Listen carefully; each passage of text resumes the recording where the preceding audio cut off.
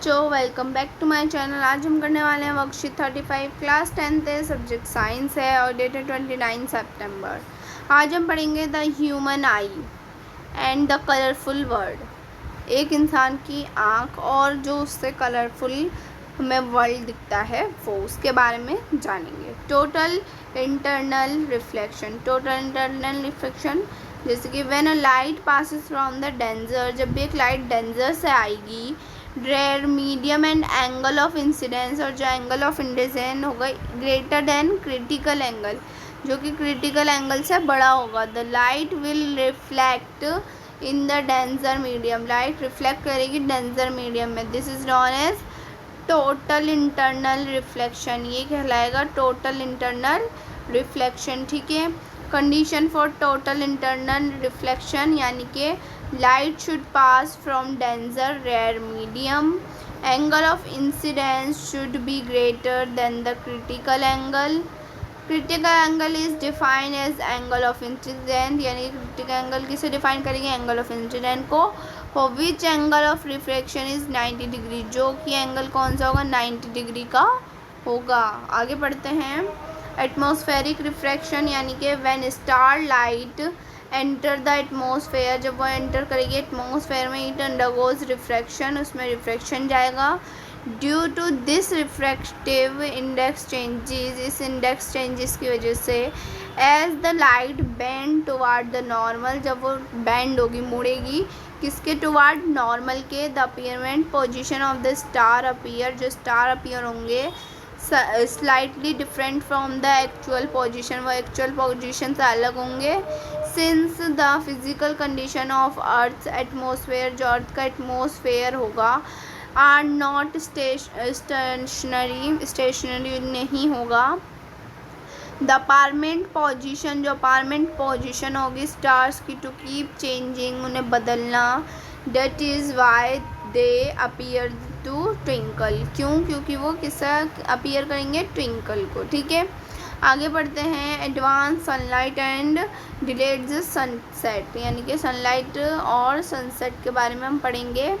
The sun is visible 2 minutes, 2 minute दिखता है before the actual sunrise, जब वो असल में सनराइज यानी कि राइज कर रहा होता है, और सनसेट अपीयर 2 मिनट, और जब 2 मिनट जब दिखता है जब वो क्या करता है, एक्चुअल सनसेट, सच में सनसेट हो रहा होता है। Taken place is due to atmospheric refraction, और ऐसा क्यों होता है, एटमॉस्फेरिक रिफ्रैक्शन की वजह से।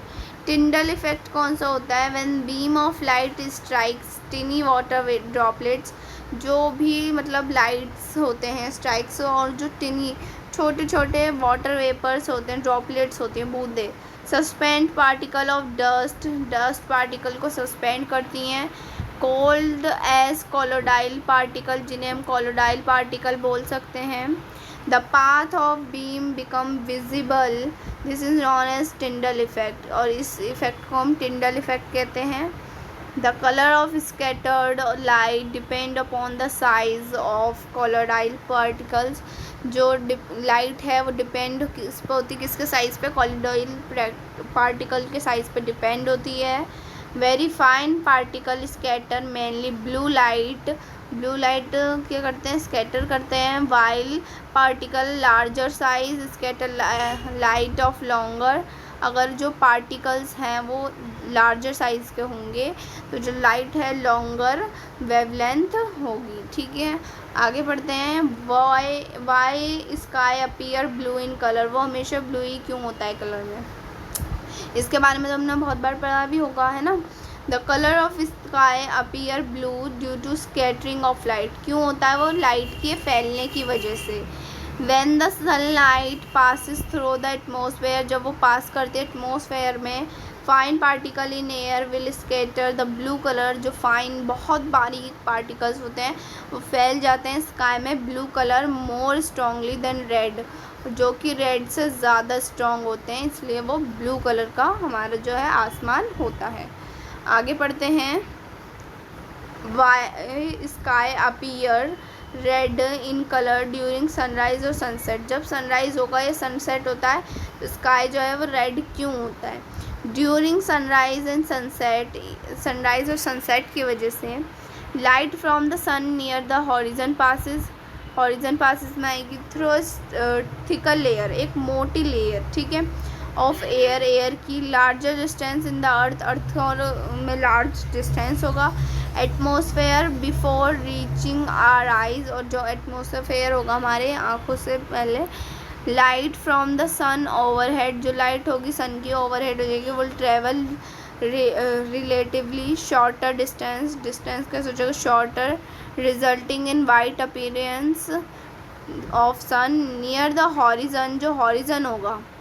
Most of the blue light, जो सबसे ज़्यादा ब्लू लाइट आएगी, and shorter wavelength are scattered away by the particles, वो कैसे हो गए फैल जाएंगे पार्टिकल्स से।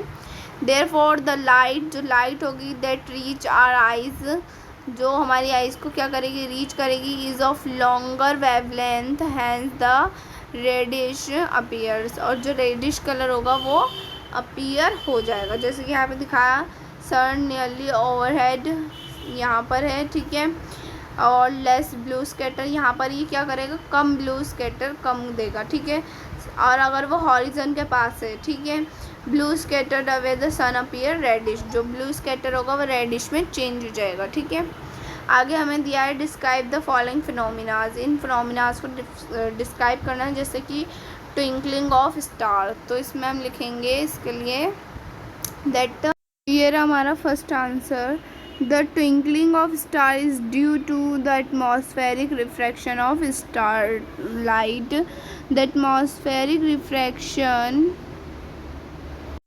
occur in a medium of gradually changing refractive index, since the atmosphere blends starlight toward the normal. The apparent position of the star is slightly different from its actual position, ठीक है। ये हो गया हमारा answer number first. Second में blue appearance of sky, हमें phenomena इसका describe करना है। ये रहा हमारा सेकंड का answer, the sky is blue due to the phenomena called regular scattering. This scattering refers the scattering of electromagnetic radiation, of which light is formed by particles of much smaller wavelength. These shorter wavelengths correspond to blue hues, hence why when we look at the sky we see it as blue, ठीक है। ये हमारा answer number 2 हो गया। उसके बाद third में हम लिखेंगे red appearance of sun during sunrise and sunset, इसके बारे में लिखेंगे। इसलिए हम ये पूरा लिखेंगे, during sunrise and sunset the light from the sun near the horizon passes through the thicker layer of the air larger distance Earth's atmosphere before reaching our eyes. Light from the sun overhead would travel relatively shorter distance, resulting in white appearance of sun near the horizon. Most of the blue light and shorter wavelength are scattered away by the particle, therefore the light reaches our eyes is of longer wavelength, hence the reddish appearance, ठीक है। ये हमारा answer number third completed. उसके बाद fourth में हमें लिखना है एडवांस सनलाइट एंड सनसेट। ये आंसर हम लिखेंगे, ये मैंने आपको दिखाने के लिए मतलब आपको समझाने के लिए यहाँ पर ये बना हुआ है, आप बनाना चाहें तो बना भी सकते हैं, अदरवाइज़ कोई बात नहीं है। Advance sunrise and delayed sunset are phenomena caused due to atmospheric refraction in the sun appearance to rise earlier by 2 minutes and the set late by 2 minutes, ठीक है।